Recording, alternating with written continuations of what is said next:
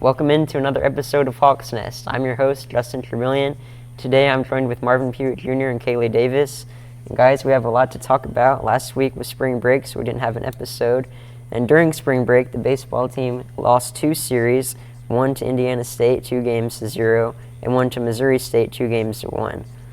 Do you think this is any reason for the Red Hawks to panic, or do you think that it's just a bump in the road of a long season and they're going to be all right heading into OVC play? Well, Justin and Kaylie, of course, you don't want to take any loss lightly. You know, you want to see what went wrong and improve in the next game. But I don't think these 2 losses define them. You know, even though they lost, 11-game win streak to Indiana State, to a team that might not be as impressive as them, so they might have ruined their confidence. But nonetheless, I think this is still a good team. These losses does not define them. I think they're okay. And then, Kaylie, how do you expect this weekend series against SIUE to go? They really just couldn't find a way to hit throughout spring break. So against SIUE, they just need to focus on getting those base hits and moving runners around and focusing on getting those scores. Softball, on the other hand, did a lot of winning over spring break, defeating the University of Missouri Kansas City, and including their first win against a Big Ten school in 21 years, defeating Iowa. And then they closed spring break with a dominating OVC opener, defeating Tennessee State 3-0. Kaylie, do you think that this means the Red Hawks are back on top in the OVC? Yeah, I think they have every potential to be the front runner in the OVC. It's just they need to execute in every aspect of the game. For me personally, Justin, even they're tied for first in the conference as of right now. But before conference play started, they were sitting at the 4th and 5th spot.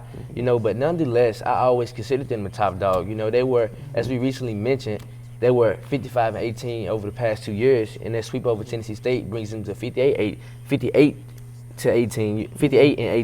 So this is a conference, that they, like we talked about, this is a conference they've been dominating. I always considered this their conference, and I think it's going to be their conference for a long time. So with that being said, do you think that this past week gives them more confidence to be able to defend their OVC crown?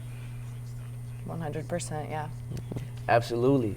Behind Rachel Rook, she's a force to be reckoned with. They're a young team, but with her leading, I think they have the ability to pull it off. And then yesterday, the football schedule dropped, so it looks like the Red Hawks will be opening against a Power 5 school in Iowa State. And, I really think that our defense can kind of stand up to Iowa State's offense, but on our offensive side of the ball, I'm not really sure that we may be able to keep up with even the little bit of scoring that Iowa State will get. And then having only 5 home games, of course everybody likes to play at home, so having only 5 and having 6 on the road is obviously not as good.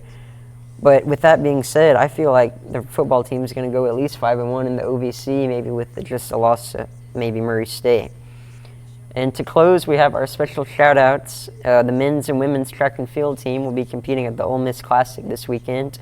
And the tennis team is starting OVC play against Eastern Illinois.